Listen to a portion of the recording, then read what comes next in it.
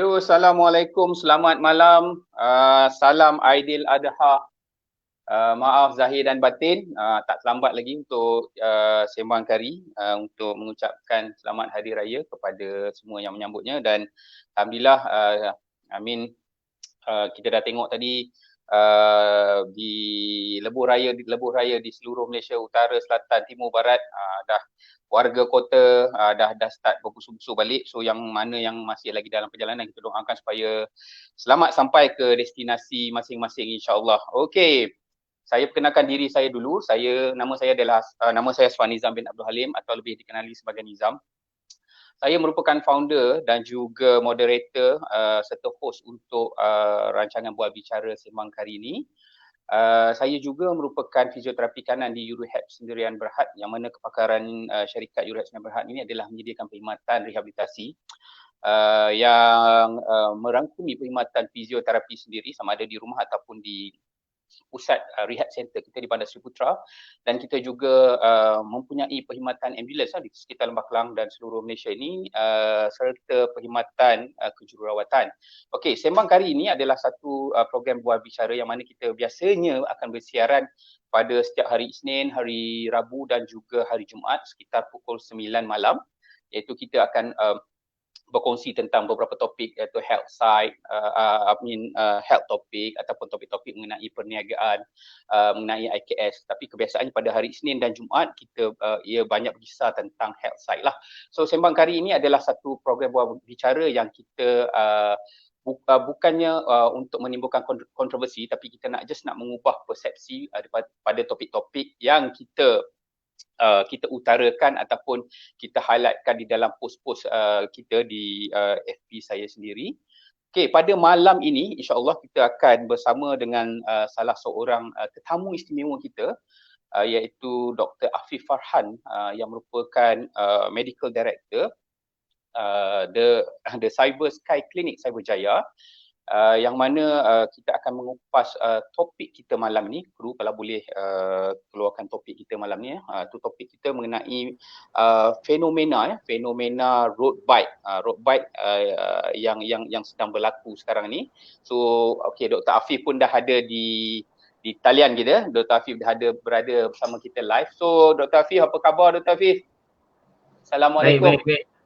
Waalaikumsalam. Assalamualaikum semua. Siapa yang tengok live kita hari ni. Terima kasih jemput saya untuk sembang kari ni. Excited. Okey doktor, sama-sama. Sembang kari pun sebenarnya bertuah lah sebab Dr. Afif walaupun kita baru lagi menyambut hari raya kan, tapi still sudi untuk berkongsi malam ni. Dah lah, nama topik pun sembang kari. So kita santai-santai, kita tak nak stress-stress. You just relax je malam ni, insyaAllah kan. So Dr. Afif, selamat Hari Raya Aidil Adha, maaf Zahir Batin. Raya kat mana dok? Saya raya kat Ampang je. Selamat Hari Raya semua. Okey, Ampang je dok. Okey, tanpa membuang masa lagi, saya nak syorkan kepada kawan-kawan kita yang sedang menonton ataupun akan menonton nanti, mungkin boleh buat watch party, sharekan session ini kepada grup anda atau rakan-rakan anda yang lain, kerana ia banyak ataupun boleh memberi manfaat atas info-info yang doktor akan sampaikan, sebab ini berkenaan dengan kecederaan dan topik-topik tertentu khususnya bagi mereka yang aktif dalam road bike. So saya minta Dr. Afif mungkin boleh memperkenalkan diri sedikit background doktor. Silakan dok. Okey, Assalamualaikum, selamat malam. Selamat Hari Raya Aidil Adha.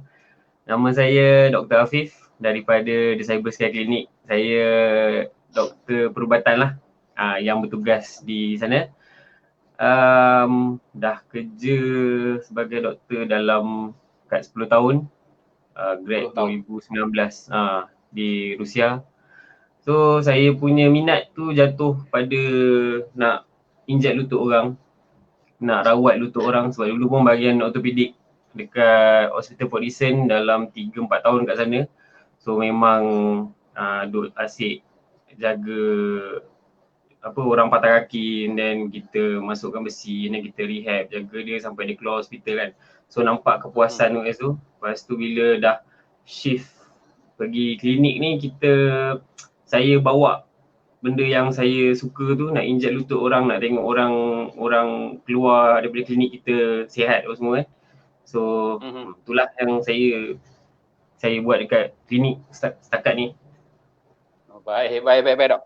So dok, boleh cerita sikit tak klinik cyber sky clinic ni sebenarnya dekat mana dok, dan apakah doktor punya main core business, ataupun yang tadi doktor cakap lutut adalah passion dok lah. Mungkin doktor boleh ceritakan sikit pada audiens kita.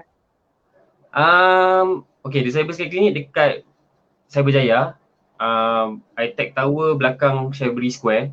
Kalau siapa yang tahu area Cyberjaya lah. Kalau tak, boleh je check out Instagram, Facebook. Kita punya location semua dekat situ. Main kita punya business ni, nak cakap pasal klinik saya ni, kita memang fokus pada PRP ataupun kita cakap platelet rich plasma. So daripada PRP ni banyaklah kita boleh guna. Kita boleh guna untuk eczema, untuk masalah kulit, untuk muka, dan yang saya berminat dengan PRP ni sejak zaman saya kat ortopedik dulu. Kita inject ke dalam lutut untuk merawat sakit lutut, macam osteoarthritis dan banyak lagi lah injury lain. Itu boleh kata main dia lah. Dan daripada klinik ni pun yang kenal Nizam ni, sebab Nizam buat fizio, ada urehab semua kan, so pernah deal apa sebelum ni. So dari situ lah.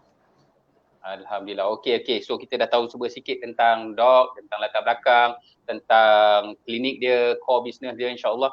So dok, tajuk kita malam ni tentang fenomena road bike ni. Adakah adakah hayat sendi anda terancam ataupun bakal berakhir?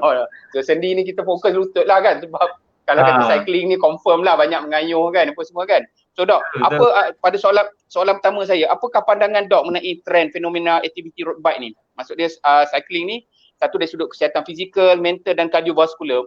Dok boleh share sikit? Mula-mula bila dapat topik ni, bila Nizam hantar poster kan, topik tu macam ini macam kita nak buat kontroversi, macam nak memburukkan road bike kan. Betul. Fenomena berbasikal lah basically kan. Okay lah, in general saya rasa bagi saya ataupun mana-mana doktor pun, berbasikal ni sebenarnya sangat bagus untuk kesihatan kita in general lah. Okay, dari segi untuk kita punya jantung, sebab dia latih kita punya otot jantung tu untuk berdegup lagi bagus dan sebagainya. Lepas tu untuk sendi pun in general dia bagus sebenarnya. So fenomena berbasikal ni ataupun road bike ni yang tengah viral sekarang ni kan, rasa benda ni pun dah lama dah sebenarnya. Saya rasa balik 10 tahun, 15 tahun lepas pun orang dah start main dah. Cuma saya rasa bila artis mula letak gambar satu kan, lepas tu banyak Insta famous, banyak artis yang letak diorang punya ni, dan kita alami satu pandemik PKP dengan COVID-19 ni. Dan ada limit daripada segi nak bersukan yang berkontak dan sebagainya. Sebab tu saya rasa orang pilih nak bersukan kat luar tu, dia pilih berbasikal lah. So berbasikal tu boleh dengan kawan tapi still boleh jaga kontak apa semua. So diorang lagi prefer untuk tu lah. But kalau berbalik pada soalan tu, saya rasa memang berbasikal ni bagus lah sebenarnya untuk generally untuk kita punya kesihatan ni sangat-sangat bagus lah.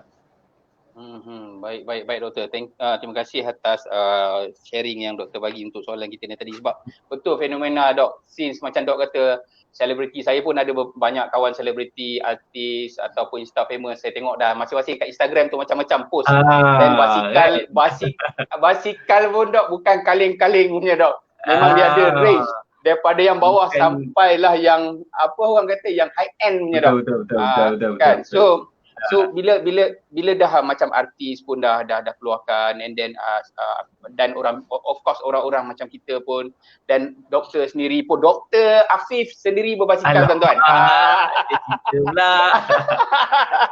So dia pun ada grup dia kan. So bila doktor baru terjebak dok. Alhamdulillah. Saya coming soon insya-Allah. So bila let's say lah kata ini dah orang dah tengok, banyak orang dah berbasikal apa semua ni. So Mungkin ada persediaan awal dok. Maksudnya ada setengah orang tu memang tak pernah bersukan dok. Lepas PKP ni gian, nak contact sport tak boleh. So tengok orang nak berbasikal, dia pun nak berbasikal. So daripada persediaan, contoh daripada segi kardiovaskularnya, dari segi fizikal dia macam mana dok? Is it tengok kawan berkayuh 50 km, dia pun nak buat 50 km. Kita pun nak ikut juga kan. Kalau nak cerita pasal basikal kalau kita baru nak bermula lah kan. Baru nak bermula, kalau fokus pada berbasikal ni, kita tengok kita punya target. Kita berbasikal ni sebab apa? Sebab just nak keluarkan beluh, nak bersantai, berbeluh dengan keluarga ataupun dengan kawan-kawan, ataupun kita nak memang get into the sport ni macam betul-betul lah hardcore lah kan. Kita nak pergi long range dan sebagainya. Sebab itulah basikal ni pun ada dia punya ni, daripada entry level sampai high end punya level kan. So kita tengok target kita apa. Just nak keluar peluh ke, nak weight loss ke apa ke. Sebab kadang-kadang macam saya bagi contoh, kalau macam dia nak buat weight loss lah, daripada contoh 90 kilo ataupun 80 kilo nak turunkan 10 kilo, 5 kilo dan sebagainya. Dia boleh bermula dengan berlari.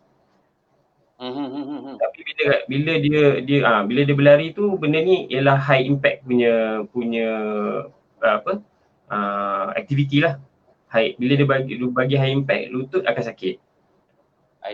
So bila target dia macam tu, kita saya punya kebiasaannya saya akan bagi tahu pada patient, kalau nak buat weight loss daripada ni, you boleh start dengan basikal dulu. Kita kuatkan otot mana yang penting, quadricep kita, hamstring kita, betis kita kan, peha dengan betis, dengan kita punya gluteus. Kita kuatkan yang tu dulu, turun sikit 1 kilo, 2 kilo, then baru you nak push off untuk pergi berlari ke apa. Sebab kalau macam dia nak turun tu, tiba-tiba je nak terus lari 10 km ataupun samalah macam berbasikal pun, tiba-tiba nak lari 50 km apa, nak berbasikal 50 km kan, memang badan kita pun akan terkejut lah. I see. Ni salah satu. So tahu you punya target dulu. You nak pergi berbasikal ni ataupun nak pergi mana-mana sport ni untuk apa. Dan daripada situ boleh consult dengan mana-mana doktor, even dengan fizioterapis pun, diorang pun tahu macam mana kita punya step-step kita nak mula aktif ataupun ialah macam Nizam cakap sebelum ni tak pernah bersukan kan, tiba-tiba nak terjerumus pada satu-satu sukan ni kan. So bagi berbasikal ni, tahu target kita dulu dan buat benda tu step by step lah. Okay, step by step dok ya. Okay, faham dok. Faham.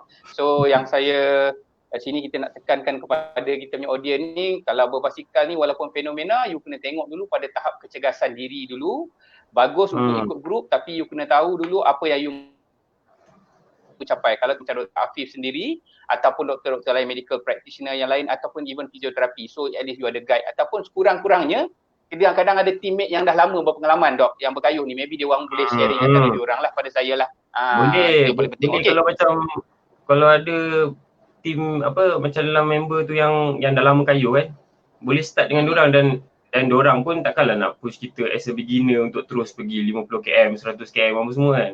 Kita buat sikit-sikit dulu. Hari ni contoh 5 km, ni esok 10 km. Tengok mana kita punya limit. Lepas tu basikal ni pun kena tengok juga. Basikal banyak dia punya entry level dengan high end tadi kan. Lepas tu dia ada folding. Lepas tu dia ada road bike. Lepas tu dia ada mountain bike. Kadang-kadang dia punya target berbasikal, dia nak masuk off-road, dia nak masuk hutan apa semua. Tu dah kena beli mountain bike. Tak sesuai lah, takkan nak beli folding dengan nak beli road bike. Kalau you nak main distance, you nak main jauh sikit, sedap, kena beli road bike lah. So kalau macam santai-santai nak peluh-peluh dengan family, dengan anak-anak semua, beli folding pun dah mencukupi lah. Betul. Alhamdulillah. Jenis basikal pun ada dia punya ni impact pada kita punya badan. I see. Itu yang macam Dok cakap tadi, kena tahu target kita tadi untuk apa, dan apa basikal apa yang sesuai untuk kita gunakan pada target kita ni tadilah. So kita jangan main hentam je lah kan. Nampak tak begitu pakarnya Dr. Afif ni? Setelah terjerumus kan. Sikit-sikit lah tengah serap ilmu daripada kawan-kawan ni. Itu pada saya Sembang Kari panggil Dr. Hafiz memang kena dok. Kena. Oh, okay.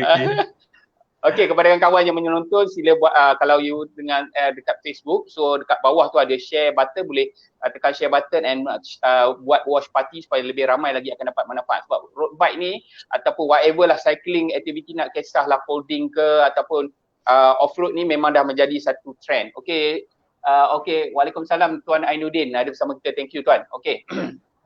Nur Aini Adnan. Ini Tuan Muhammad Ainuddin punya Tuan nama Ainuddin ini kita punya salah seorang kita punya male nurse, senior male nurse dekat PPM. Dia ni master in CPR training. Okey. Dok, kita pergi kepada soalan seterusnya. Okey, betul ke doktor macam aktiviti ni sebenarnya boleh menyebabkan kesan buruk pada sendi? Contohnya lutut ataupun belakang ni dok tadi. Mungkin tadi dok dah sebut tapi saya just highlight sekali lagi. Betul ke dok? Cycle ni lutut boleh jahanam dok? Tak pasal-pasal boleh pergi buat operation lah apalah ke macam mana dok? Apa basikal dok? Bukan penat kot. Kan, nanti lama lutut rosak kan. Macam mana dok? In general sebenarnya berbasikal ni tak ada impact langsung pada lutut kita sebab dia low impact activity. In general lah. Tapi bila dah beli satu-satu basikal tu dia ada, kita kena pergi tengok basikal yang sesuai dengan kita. Ketinggian kaki, ketinggian badan, ketinggian tangan kita untuk kita punya posisi pada basikal tu sesuai dengan badan kita. Benda-benda macam ni lah yang akan elakkan kita untuk sakit lutut dan sakit belakang. So nak fokus pasal soalan tu, sebenarnya bolehlah sakit lutut dengan berbasikal ni kalau cara salah lah. Contoh macam badan, contoh tinggi dia ketinggian dia tinggi lah kan. Tapi dia beli sizing untuk basikal yang salah, yang kecil. So memang dia akan mengalami lah benda ni dan dia tak pergi properly fit dia punya basikal tu dengan badan dia. Kena pergi jumpa dengan pakar-pakar cyclist ni semua. So bila benda ni diorang tak buat, so memang akan rasa sakit lutut dan akan rasa sakit belakang. Tapi in general berbasikal ni memang dia low impact activity, memang sangat-sangat bagus untuk lutut. Saya personally pun saya punya experience bila jumpa pesakit yang sakit lutut ni, benda pertama saya akan tanya ataupun advice lah kan lepas dah rawatan ke sebelum rawatan ke, saya akan tanya buat apa dekat rumah, exercise. Apa aktiviti yang ada buat lah kan. So macam dia orang tak pernah buat apa-apa, tak pernah bersukan lah. Mungkin pesakit dah 40-an, 50-an kan, mungkin dah tak ada, just ada kat rumah je bercucuk tanam ke apa kan, macam jaga kebun ke apa kan. So bila dia nak tiba-tiba aktif macam tu, saya akan cakap takkanlah tiba-tiba dia nak terus beli basikal pergi kayu basikal kat luar kan. I see, betul. Nanti sakit tu jatuh pula, nanti kan patah pinggul pula, patah tulang belakang pula, dah satu masalah lain pula. So saya akan cakap at least pergi untuk satu sesi fisioterapi untuk tahu cara-cara berbasikal. Tu salah satulah kan. Kalau tak nak pergi sesi fisioterapi, minta anak-anak beli stationary bike yang dekat rumah tu kan. Just cuba kayuh 5 minit ataupun 10 minit pagi, 10 minit petang kayuh, tengok rasa lutut tu ada rasa kurang ke tak sakit. Sebab memang berbasikal ni, cycling ni memang tak ada, it's a low impact activity lah untuk kita punya sendi lutut sebenarnya. Pada sendi lutut kita. So jadi betul lah macam kita tadi, soalan kita ni memang Sembang Kari ni macam ni lah. Soalan dia. Sebab tagline kita macam tu doktor. Kita nak bukan nak kontroversi, tapi kita nak clearkan persepsi. That's why kita panggil pakar-pakar kat dalam ni untuk explain. Kan, so lebih jelas kan. So tadi doktor kata low impact exercise sangat digalakkan untuk orang yang as a beginner baru nak start exercise balik ataupun warga emas. Cumanya tadi type of cycling ni tadi depend whether stationary bicycle ataupun road bike ataupun dah pergi ke level-level lain.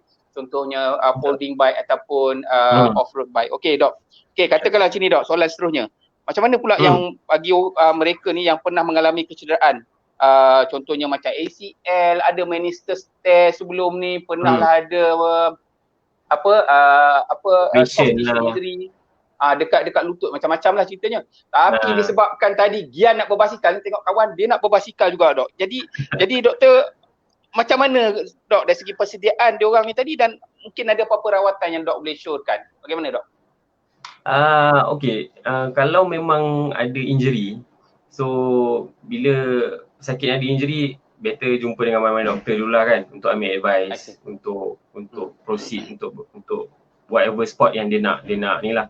Tapi kalau nak fokus pasal injury pasal lutut, memang saya bagi contoh lepas rawatan ACL lah, lepas rawatan operation, reconstruction of ACL kan, kita dah repair balik ACL tu, dah buat surgery semua.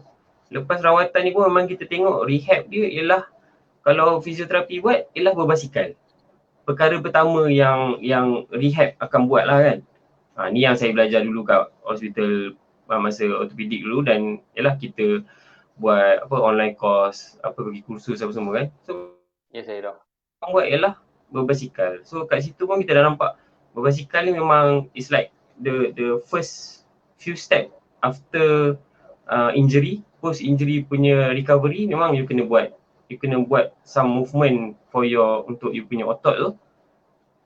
So nak cakap siapa-siapa yang ada injury tak sesuai untuk berbasikal ke apa ke, memang tak lah. Memang lepas injury tu memang banyak lah pesakit yang saya jumpa. Even kawan rapat saya sendiri yang lepas operation ACL memang putus operation, lepas tu kita buat injection PRP tu ataupun dengan gel tu pada lutut, dan lepas tu dia slowly start cycling, dan nampak lah memang dia rasa progress tu lepas 6 bulan, lepas tahun, memang sakit lutut tu memang betul-betul hilang. Ni dah lepas operation ni. Ada juga yang sebelum tak buat operation pun memang ada sakit lutut sebabkan sebagai contoh sebabkan banyak berlari lah. Macam orang yang selalu berlari kan, runners yang selalu lari full marathon, half marathon ni kadang-kadang ada kat satu jangka masa ni memang dia akan rasa ada sakit dekat lutut dia, sebab ini dalam lutut kita ni ada meniscus. Layer of meniscus kita ni dia ada macam wear and tear lah kita panggil. Wear and tear ni macam macam engsel pintu, kalau kita buka lama-lama dia berbunyi kan. So dekat sini bila kita lama berlari, contoh dah berlari 5-10 tahun, mestilah you akan rasa sakit lama-lama pada you punya lutut kan. So dekat sini bila saya jumpa pesakit tu, saya cakap okay, lutut you sakit sebab berlari dan sebagainya ni, cuba shift ataupun add on another sports which is cycling dengan berlari ni, ataupun dengan swimming, then pesakit tu rasa ada improvement tu, terus dah boleh masuk triathlon tu. Triathlon lah. Memang pada yang ada injury ni jangan takutlah nak mula berbasikal, tapi yalah, whatever it is, kita kena ada step by step dan ada cara dia lah untuk start semua kan. Macam doktor kata tadilah, kalau yang mana ada injury tu better consult dengan doktor dulu, macam Dr. Afif sendiri, pakar ortopedik ataupun general practitioner, and then ataupun fisioterapi dulu untuk kita check dulu kesihatan sendi, kesihatan fizikal. So kalau ada kecederaan, maybe kita rawat dulu kan, kita kuatkan otot-otot dulu di sekitar lutut contohnya, dan lepas tu baru kita pergi aktiviti yang low impact macam basikal lah, baru ada high impact macam tadi jogging ataupun running ni tadi. Betul tak kalau saya betul. Kalau saya salah betul kan? Senang kalau jumpa mana-mana doktor ataupun jumpa fisioterapis. So kita boleh consult, boleh berborak dengan patient tu, kita tahu apa dia punya target apa semua kan. So kita pun boleh nak advise dia, okay, you kena buat apa mula-mula, then buat nombor 1, buat nombor 2, buat nombor 3. So buat 1, 2, 3, buat slow-slow. So nanti kalau tiba-tiba je you beli basikal terus nak kayuh 100 km, memang lutut pun sakit kan. Kalau tak ada injury pun boleh jadi injury ni. Kita punya otot-otot tu pun terkejut. Itulah, kalau tak ada proper guide ni, kalau main hitam je just because of ikut fenomena, memang jahanam lutut. Kalau ikut fenomena, you tak tahu apa sebab ikut-ikut orang. Ni macam tadi Dr. Afif pun dah sebut, you kena tahu you punya own target. Kalau you just hanya ikut-ikut orang je, you belasah, memang lutut jahanam. Bahasa kasarnya lah kan. Itu kita nak elakkan injury sebenarnya. Bukan tak ada Betul, masalah betul. pun dengan cycling tu. Tak ada masalah. Apa-apa sports pun kalau kita nak start ni jangan ikut orang lah. Kita tengok apa kita punya target, tengok kita punya kemampuan. Dan mungkin pesakit apa orang tu ada masalah medical issue yang lain kan. So macam mungkin ada darah tinggi ke apa ke yang tak membolehkan dia untuk push sangat. So kat situ nanti doktor ataupun manalah fizioterapis ke doktor perubatan biasa pun kita boleh bantu untuk advise pesakit tu, okey kena buat macam ni itulah. Baik, terima kasih Dok. Dok, kita pergi pada soalan yang seterusnya. Let's say tadi orang yang ada injury macam osteoarthritis, kadang-kadang umur dah macam saya ni pun dah masuk 40 pun OA ni dah start wear and tear macam doktor kata. Meniscus ni pelapis antara sendi lutut. 40 bos. 40 dah bos, 40 lebih. 40 lebih dah bos, tua dah bos. Berani bagi tahu umur kat live ni. Ai, kita apa ni berterus terang kan. So masuk 40 lebih ni kadang OA dah start kan, meniscus pun dah start wear and tear antara sendi tu kan. So tapi kita nak start exercise balik after PKP ni, kita kurang aktif, badan pun dah naik, nak buatlah cycling apa semua ni, and then check doktor kata tadi you dah ada OA, kenalah treat sikit. So tadi dok ada sebut awal tadi tentang PRP ni membantu untuk osteoarthritic patient ataupun patient yang ada masalah sendi ni lah tadi, wear and tear ni tadi. Sebab siapa-siapa yang boleh pergi ke page doktor sendiri, tak silap saya the Cyber Sky Clinic, dia ada doktor ada sebutlah tentang PRP. So doktor cerita sikit PRP ni sebenarnya apa benda doktor, dan macam mana sebenarnya dia boleh bantu kawan-kawan kita yang nak cycling ni tapi ada injury ataupun OA ni tadi dok. Mungkin dok boleh share. Okey, saya cerita pasal osteoarthritis dulu sikit. Osteoarthritis ni dia ialah penyakit sendi dan tulang yang akan mula berlaku selepas, kebanyakannya pada wanita selepas umur 40-an dan 50-an lah. Macam kita cakap di wear and tear pada lutut tu, pada meniscus tu menipis, ada injury pada kita punya ligament kat dalam tu. So benda ni berlaku. Dalam lutut kita ni ada synovial fluid ataupun bahasa kasar kita panggil gel lutut. Dekat gel dah kurang dan sebagainya lah bila dah lanjut usia ni kan. So apa yang kita buat ialah kita boleh inject PRP ni ataupun kita inject HA gel ni, hyaluronic gel ni untuk tambah gel dalam tu lah. Okey, apa PRP ni pula? PRP ialah platelet rich plasma, yang mana kita akan ambil darah pesakit tu sendiri, kita proses dan kita akan ambil level of platelet rich plasma tu untuk digunakan untuk tujuan penyembuhan lah. Dan darah kita ni memang dah ada, kita ada sel darah merah, sel darah putih, lepas tu kita ada plasma ataupun dia punya air tu, dan juga kita ada platelet. Platelet ni memang fungsi dalam darah ni memang untuk pemulihan lah. Sebab tu kalau kita tengok macam dalam kes denggi berdarah, platelet kita rendah, badan kita ada tendensi untuk bleeding dan itu boleh membawa maut lah kan. So platelet ni kegunaan dia memang untuk pemulihan. So bila kita ambil concentrated level of PRP ni daripada yang kita dah proses tadi lah kan. So kita boleh gunalah untuk macam-macam lah, macam inject ke dalam lutut ni untuk contoh dalam lutut tu ada meniscus injury ataupun ACL injury, dalam tu kita akan inject untuk tujuan pemulihan lah, dan juga untuk as a support system dalam lutut kita ni yang ada synovial fluid ni, macam tambahkan gel dalam lutut tu. Sebab kita punya impact pada lutut kita tu, yang terima dia tu, synovial fluid dengan meniscus ni, dia ialah macam kita punya bantal lah dalam kita punya lutut ni. So benda ni yang akan terjejas, benda ni akan wear and tear bila kita dah lanjut usia.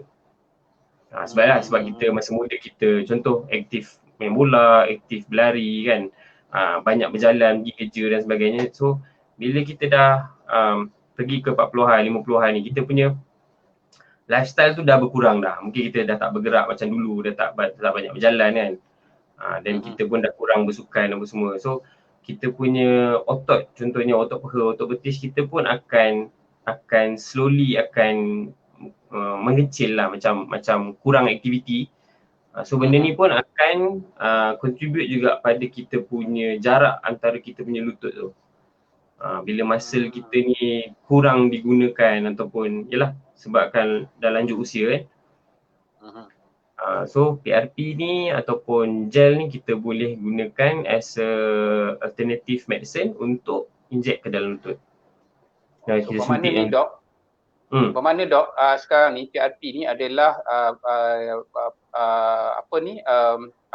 platelet yang diambil daripada badan kita sendiri. Betul?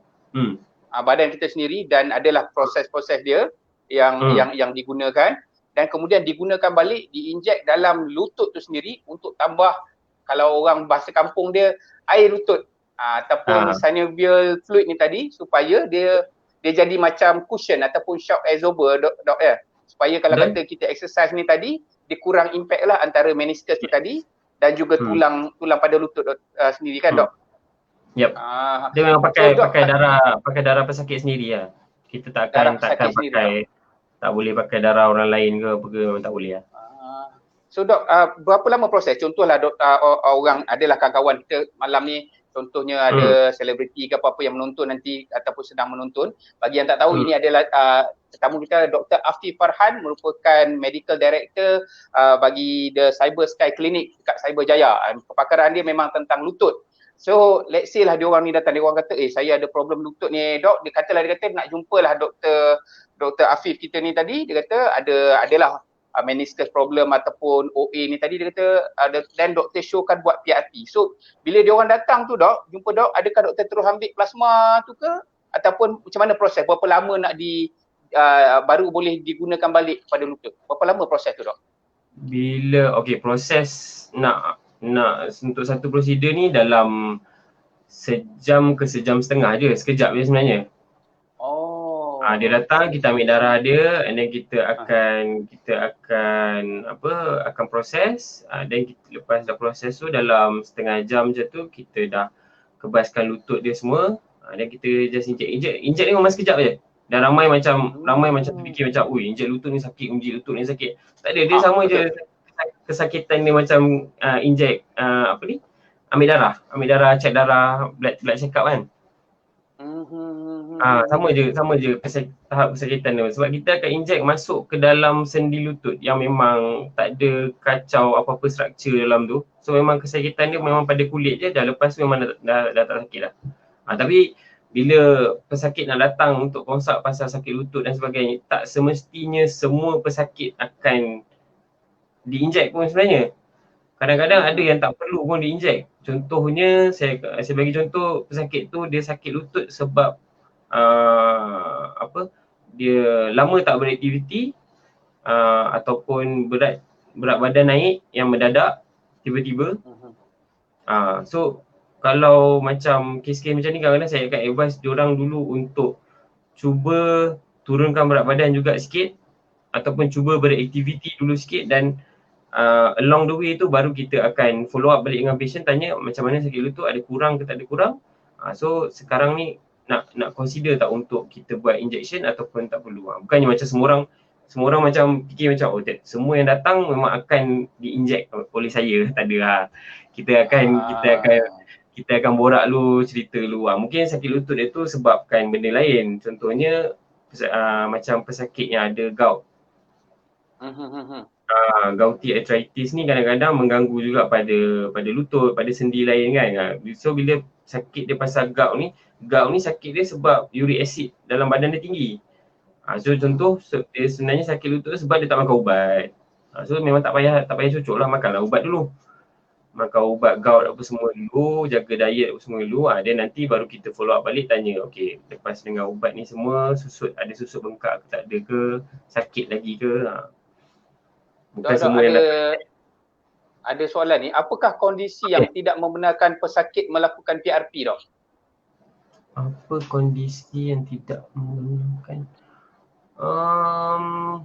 Untuk PRP ni sebenarnya tak ada masalah. semua pesakit, semua sesiapa yang nak buat pun sebab kita memang guna darah pada pesakit tu sendiri. Tak ada masalah, kita takkan nak cross, nak pakai anak punya darah ke apa ke, tak ada masalah lah. Tapi contoh sebabkan PRP ni melibatkan suntikan kan. So bila contoh pesakit tu ada makan ubat cair darah ke apa ke, yang kita akan tanyalah sebelum kita buat apa-apa prosedur ni, yang mungkin akan menyebabkan pendarahan berlebihan ke apa ke, dan kita akan advise lah, kita akan cakap lah, mungkin akan berlaku pendarahan kat sini, akan berlaku mungkin lebam sikit ke pada tempat cucuk tu, tu salah satulah. And then macam saya cakap lah, kondisi macam ada penyakit-penyakit lain yang menyebabkan sakit sendi tu, contoh gout ke apa kan, bukanlah tak membenarkan, cuma sakit tu sebenarnya disebabkan oleh benda lain, oleh gout tu kan. So kita kawal gout tu dululah untuk cuba hilangkan sakit pada sendi tu. Okey. Dok, tadi Dok cakap tadi maksudnya proses dia sejam je Dok kan? Maksudnya kalau kata sejam kan? Maksud dia call lah ke cyber klinik ni tadi, the cyber sky klinik ni tadi call nak jumpa Dr. Afif, suruh datang pada hari appointment, dan tiba-tiba dah lepas Dr. Afif check apa semua, okey Dr. Afif kata okey, ini kalau PRP ni mungkin boleh membantu untuk you buat cycling balik ni tadi. You boleh cycle lah 50 ke 100 km kan, tidak tanpa sakit. So tak payah gusar, tak payah buang masa. Maksudnya masa tu sejam je, sekejap je. Buat hari tu dan lepas tu done. Tapi jarum orang takut Dok. Betul ke ni Dok? Tak berapa sakit ni Dok? Orang takut sakit. Lepas tu kadang-kadang lepas PRP ni juga saya akan advise pesakit untuk buat fizio. I see. Okay. Sebab bila kita, kadang-kadang perception orang bila datang cucuk lutut, sakit tu akan terus hilang. Memang susah lah. Kalau kita tak ada buat apa-apa untuk kita punya otot peha semua kan. So bila tak ada buat apa, sakit tu contoh lagi sekali berat badan lah. Contoh kalau you sakit lutut sebab berat badan, so you datang untuk kita inject PRP ni dan berharap sakit tu terus hilang, memang agak susah jugalah sebenarnya. So kita akan advise lah macam mana kan. So biasanya lepas PRP tu kadang-kadang orang tanya, lepas PRP ni tak boleh buat apa-apa, tak boleh main bola, tak boleh lari apa semua. Ada betul juga tak boleh nak buat low impact high impact exercise, tapi benda-benda yang low impact sebenarnya you boleh buat, macam even yoga you boleh buat cycling, you boleh buat pergi fizio, jumpa dengan you rehab ke kan, buat fizio akan ajar proper teknik untuk buat benda-benda ni kat rumah kan. Tu salah satu cara jugalah untuk hilangkan sakit lutut ni. I see. Bermakna lepas PRP tu of course dia akan memperbaiki rawan ataupun sendi kita sendiri, dan juga fluid ataupun air lutut, gel dalam lutut ni, bahasa orang kampung ni air lutut, gel dalam lutut ni tadi. Tapi dalam masa yang sama pun kita kena kuatkan otot-otot kita, macam otot peha, otot kaki, otot belakang, supaya dia boleh support sendi kita ni tadi masa dia bergerak ataupun kita jalankan aktiviti. Sebab cycling ni kok mana pun memang sangat digalakkan Dok kan. Betul Dok. Sebab ramai ni cyclist ni tadi, ada yang PM saya, dia kata eloklah kau buat topik ni Nizam, kata aku ni risau ni, nak kayuh ke tak nak kayuh kan. Dah lah kau punya tajuk ni pun menakutkan aku kan. Jadi malam ni kita sangat clear apa yang Dr. Afif bagi tahu, terangkan bagi siapa yang tak kenal lagi. Tetamu kita ni adalah Dr. Afif Farhan, merupakan Medical Director untuk The Cyber Sky Clinic Cyberjaya. Dr. Afif ni memang dia punya expertise, kepakaran dia ni dalam merawat lutut, kecederaan lutut, sakit lutut, itu dia punya kepakaran. And PRP yang ni adalah one of dia punya component of treatment. Tadi Dr. Afif dah cerita. Nak tahu lagi nanti you all guys boleh pergi ke link Facebook link Dr. Afif sendiri, nanti kita akan bagi, termasuk juga klinik dia nanti insya-Allah kemudian nanti. Dok, ini sebelum kita dah bersiaran hampir ke 50 minit Dok.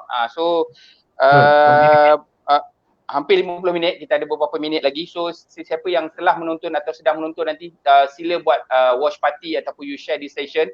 Hantarlah pada mana grup-grup cyclist ke, tak kisahlah folding bike ke, road bike ke ataupun mountain bike ke ataupun stationary bike sekalipun, supaya kita dapat berkongsi ilmu. Dok, nak tanya sikit ni Dok. Dok sendiri berbasikal Dok.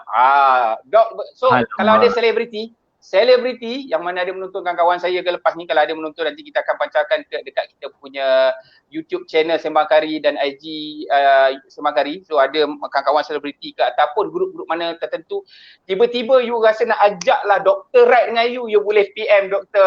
Afif. Boleh. Ada doktor kot ikut you tau. So selain daripada fun, kita dapatlah konsep percuma tau. So boleh teks Dr. Boleh Dok tak ada masalah Dok Boleh dapat bergambar dengan artis ni bukan senang. Dan Dr. Afif pun saya difahamkan sangat aktif bermain bola sepak. So kalau ada lah tim-tim nanti, kalau dah dibolehkan nanti liga apa semua, PM lah Dr. Afif ni. Kita lawan dah kan. Dia ada tim doktor tau, kebanyakan doktor. Setahu saya lah, medical personnel, mainlah kita lawan, kita tengok macam mana dia orang punya skill. Okay, Liga tu tak ada lah. Kita main apa, friendly je. Social lah. Boleh. Social lah, insyaAllah. So Dok, tentang cycling ni Dok, macam contoh lah ada dalam ni tiba-tiba yang dah dengar session kita ataupun lepas ni.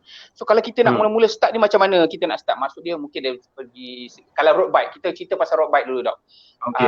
Apakah langkah pertama selain daripada jumpa doktor, jumpa fisioterapi, jumpa physician untuk consult tentang sendi ni tadi, dan apakah persediaan dari sudut yang Dok boleh share sikit, mungkin basikal ke macam mana dia punya persediaan Dok? Okay. Road bike ni pada saya rasa mula-mula kena sediakan poket yang tebal lah. Tak. Okay, faham. Gurau takkan tak boleh kan. Dia kalau cerita pasal basikal ni kena cari kawan yang dah lama mencebur bahagian basikal ni lah. Sebab sukan basikal ni dah lama dah, dalam 10-15 tahun lepas orang dah ada orang yang ni lah, yang berbasikal lah kan.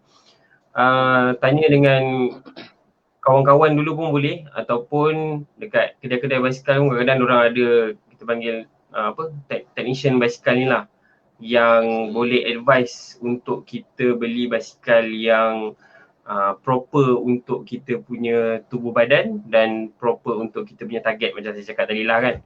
Folding ke, mountain bike ke, road bike ke, daripada situ nanti diorang akan advise lah macam mana you nak start, macam mana you nak join the group, macam mana cara selamat untuk berbasikal. Sebab itu tak boleh just pergi selamba je beli, sebab basikal ni ada size dia, sizing.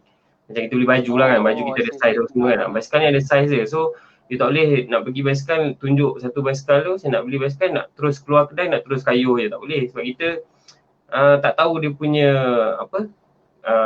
guide lah macam mana kita nak kayuh, apa kita patut buat dalam masa kayuh berkumpulan ni. Ada cara-cara dia lah.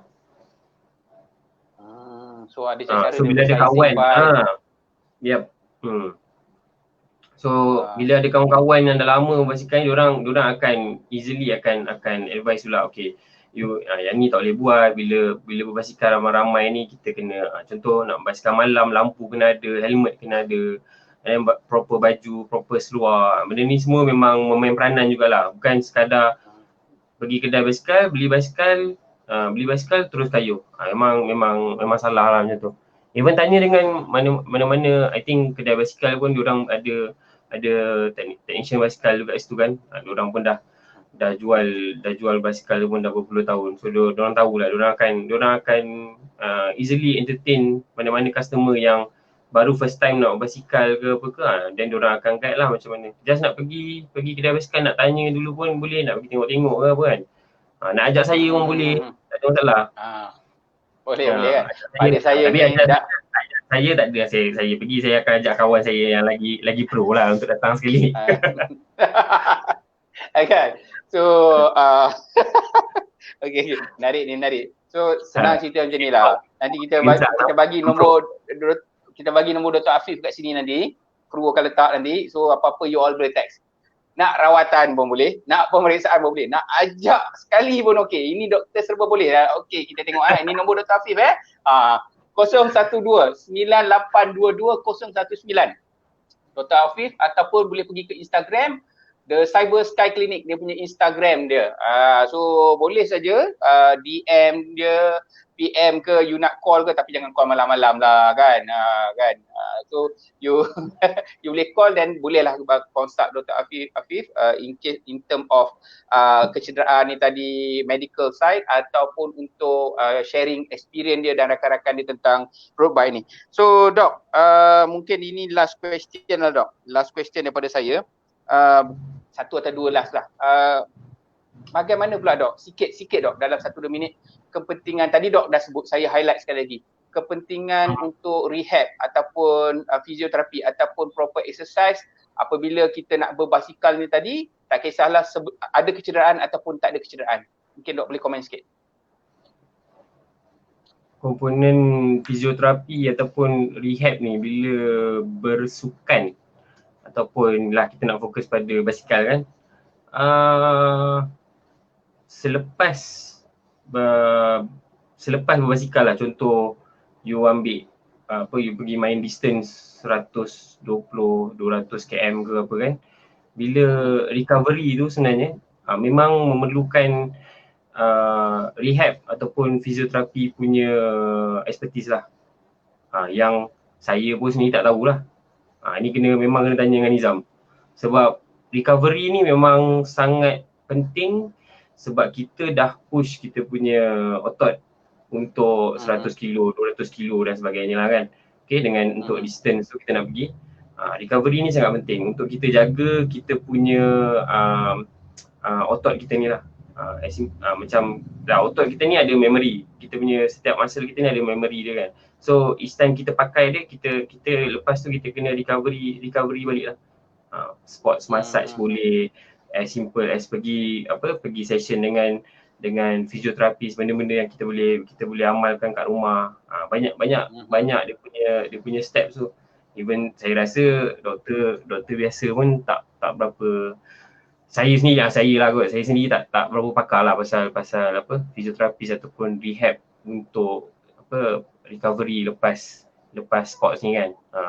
Rasa tu Nizam lah kot kena kupas sikit. Kena cerita sikit nanti. InsyaAllah nanti kita kupas sikit. Mungkin saya buat tetamu lah. Bawa tamu artis mana yang aktif berbasikal tu kan. Dan Nizam pula cerita pasal macam mana nak warm down, macam nak warm up lepas basikal, sebelum basikal. Sebab benda ni tengah viral kan. Tengah hype. Tengah semua orang tengah, kedai basikal banyak habis stok habis stok because ramai sangat ni yang berminat untuk bermula cycling ni tadi Dok. Okey insya-Allah. Saya ada satu soalan. Saya ada satu soalan untuk Nizam. Bila nak beli road bike? Apa moderator kena soalan ni? Ini tak chill ni Dok. Bila nak beli road bike? Aduh, kena getah dah malam ni, kena getah dah. Dekat live pun kita boleh racun juga. Boleh racun. Macam ni lah Dok. Esok I call you Dok. Kita buat appointment jumpa kat klinik you lah. Aduh. Dah soalan tu lah. Aduh. Dok, ni Dok ada, thank you Azrin Kun ada join kita malam ni. Thank you Aisyah. Dia kata thank for sharing ni. Ada satu lagi Dok, ini kita mungkin last soalan ni. Selepas melakukan PRP, berapa lamakah masa perlu diambil untuk merasakan efek positif daripada PRP Dok? Saya serah pada Dok. Okey, ni kalau dari saya punya experience sebelum ni lah kan, saya akan bagi tahu pada pesakit ataupun bila tanya feedback pesakit balik. Efek positif ni kita boleh rasa akan bermula dalam 2 minggu ke atas lah selepas rawatan. Sebab kita masukkan PRP tu, sel-sel pemulihan tu pun dia akan cari kawasan yang ada injury untuk mula merawat kat situ kan. So benda ni pun memang makan masa lah. Sama juga macam kes kita guna PRP untuk kulit ke, untuk eczema ke, dan kita akan nampak positif effect ni lebih kurang masa 1.5 minggu ke 2 minggu lah lepas, saya akan cakap roughly 2 minggu lah lepas rawatan tu. So dalam Selepas masa kurang seminggu 2 minggu ni bukanlah jangan buat apa-apa aktiviti kan. Kita still kena aktifkan muscle kita tu. Ada banyak aktiviti lain yang low impact aktiviti kita boleh buat, cycling dan sebagainya. Tapi untuk lepas kita buat PRP ni, high impact macam berlari, main bola ke apa ke, tu mungkin kena slow down sikit lah sebab kita baru je buat suntikan PRP tu kan. PRP, okey. Dok, PRP ni maksudnya adakah sekali ataupun berulang-ulang dok? Boleh diambil kemudian lepas bergantung pada injury. Sebab saya ada dengar juga macam ramai jugalah kawan yang buat ACL reconstruction kan, operation ACL tu. Ada surgeon yang dah mula dah inject PRP, ataupun gel tu betul-betul selepas operation, dan seminggu ataupun 2 minggu lepas operation tu dia bagi appointment untuk inject lagi. Oh, I see.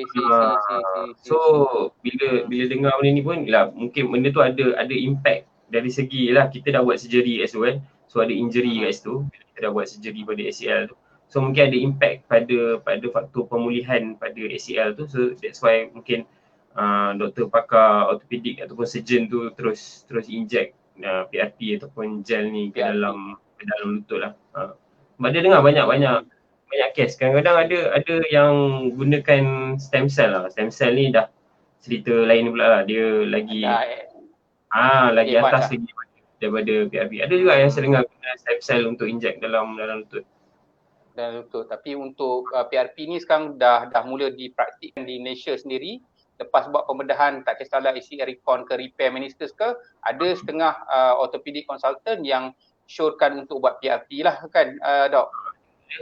Kalau macam shoulder repair pain, shoulder pain, lepas doktor ortopedik buat repair lah, tak kisahlah apa repair pun dia buat di shoulder ni, ada juga disuggest untuk PRP ni untuk pemulihan pun boleh juga dok dia macam support system lah lepas kita buat operation tu, and dia support lagi dengan PRP tu. So pemulihan tu mungkin dapat mempercepatkan pemulihan ataupun recovery untuk tempat yang kita repair masa operation tu lah.